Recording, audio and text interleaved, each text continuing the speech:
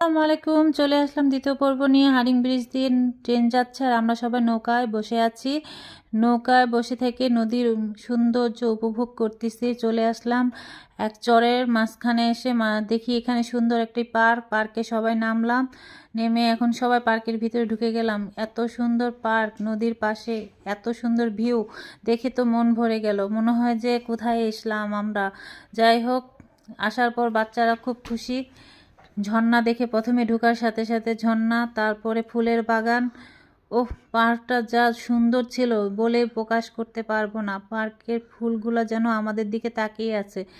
কোথায় যাব পার্কটার নাম ছিল টনি পার্ক। পার্কটা ছিল ভীষণ সুন্দর, রাইডগুলোও ছিল অসাধারণ। বাচ্চারা অনেক উপভোগ করেছে। ধীরে ধীরে ওখানে যাব আমরা। যাই হোক, প্রথমে আমরা আগে ঘুরতেছি, পার্কটা আগে ঘুরে ঘুরে দেখতেছি। বাচ্চারা পানির ফোয়ারার এখানে হাত দিয়ে বাচ্চাদের রাইডে তুলে দিলাম। আমি আর এক আপা ভিডিও করতেছি।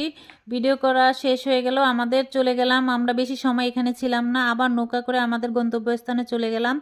ওই দূর থেকে দেখা যাচ্ছে হার্ডিং ব্রিজ এবং লালন শাহ সেতু। যাই হোক, আমরা একটু কাছে যেয়ে দেখার জন্য মাঝিকে বললাম। আর এখানে দুই ভাইয়া মাঝি হয়ে গেছে, আমাদের নৌকাটা চরের মধ্যে উঠে গেছে। যাই হোক, খুব মজা হলো সেখানে।